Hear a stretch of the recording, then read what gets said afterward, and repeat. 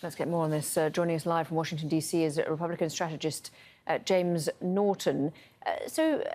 What do you think that the stop whining line is going to be quite a powerful response to Trump's latest attempt to sway things his way?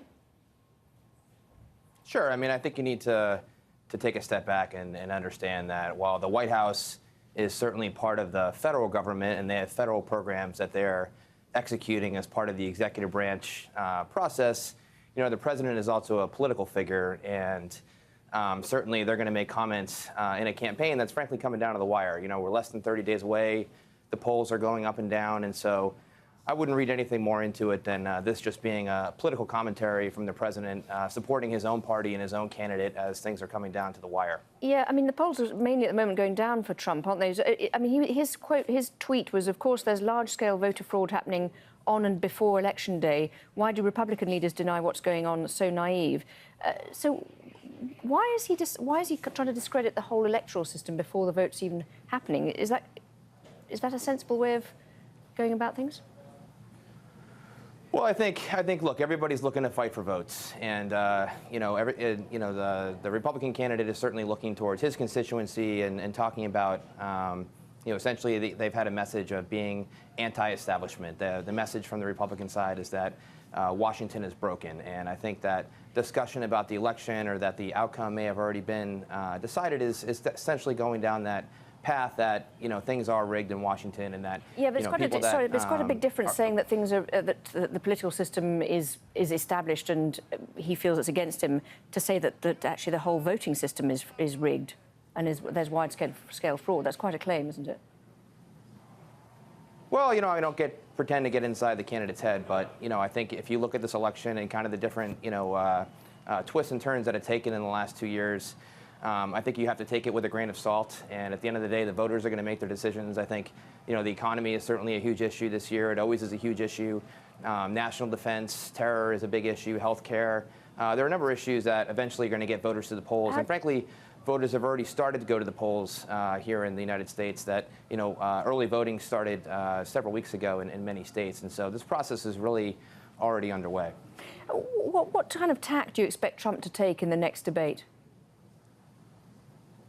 Well, I think that, if you believe that he's a couple of points behind, I would assume that he would be a little bit more aggressive than maybe he was in the first debate. Certainly, you could say that he was aggressive in the second debate. I think that he'll have to really put his plans out there. If you've seen over the last 24 hours, he's had kind of a reform message in terms of, ethical proposals that he's made for folks that work in Washington.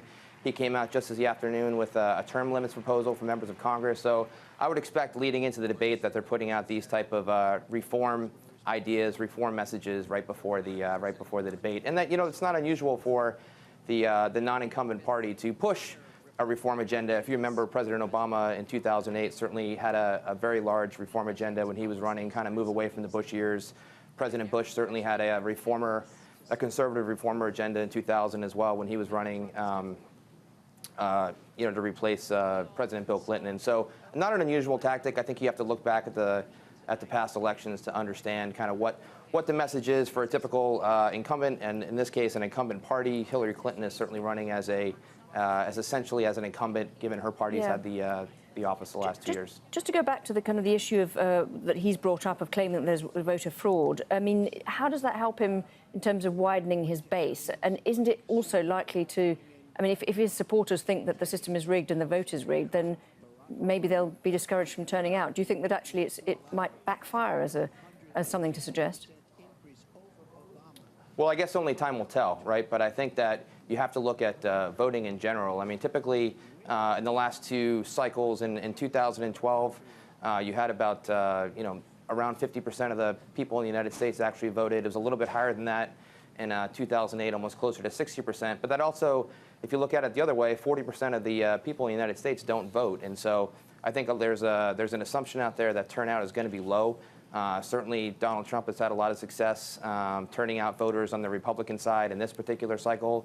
Hillary Clinton has had a little bit of a rougher time in terms of having a movement within her party.